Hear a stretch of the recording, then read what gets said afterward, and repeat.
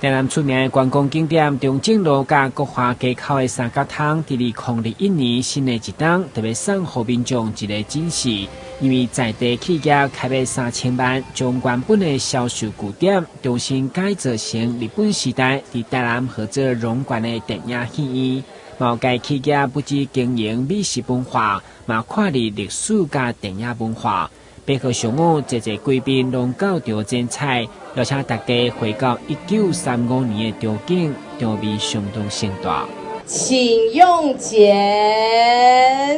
那我们恭喜我们荣馆呢，在今天的正式开幕。我们台南市是台湾的文化首都，我们看着这10几年来，台南从一个又老，然后这个有点历史的一个城市。逐渐的成为一个台湾的京都美学的城市。我们很高兴黑桥牌拥有1935年台南的4大戏院之一，所以我们决定在今年呢，来投入3000万，来把这个国华街荣馆这个位置再把它复原回来。其实过去台南热闹繁华的历史街区就在中正路2侧还有国华街这一段。其实坦白讲，我们见证了过去20年来，其实坦白讲是有点没落的。那很高兴，我们从林百货开始到荣馆，就一块一块的复兴，就像电影胶卷一样，一格一格的修复。我们可以把这个历史街区，还有包括这个附近的，我们可以看1楼，这个荣馆1楼有一个过去繁盛的地图。我们希望一个一个的把它振兴起来。那毕竟台南是有历史的，台南即将建成400年。过去400年来，我们许许多多的走过了历史痕迹。我们希望在借着林百货，借着荣馆，尤其是荣馆，我们黑桥牌，能够把它接下来，而且把它振兴起来，而且把它赋予新的历史生命。我们非常感谢，将来台南市文化局以及相关的局处也都会接续将这个历史街区一个一个一家一家的把它振兴起来，寻找有眼光独到的投资的企业家，能够跟他们合作，能够一方面让市民朋友们重拾过去的记忆，另外一方面也让年轻朋友们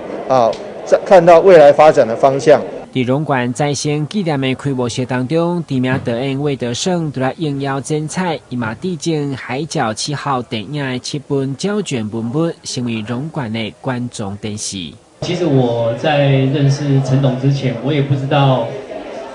有一间荣馆曾经创造时代过这样。那电影是一个很有趣的一个事情，就是说每次一有新媒体一出现，电影就会没落一次，每一次没落就会再进化一次。本来是一种主导流行的文化，然后不断的进化以后，现在开始经营的是一种精品文化的方式在衍生这样子。那我觉得看到荣馆的那个陨落又再生这个事情，会让我有很大的感觉，就是说一种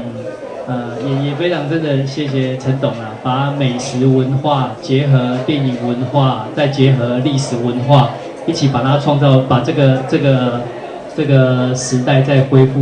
复起来，让大家在这边可以重新的进入到一个时空的氛围这样子。馆内除了乌鸡排烟尘以外，也邀请侪台南出名的店家进驻，打造成小型的日本百货概念。相信未来嘛是再造中正路欢迎的一个重要据点。台南新闻军及林根采访报道。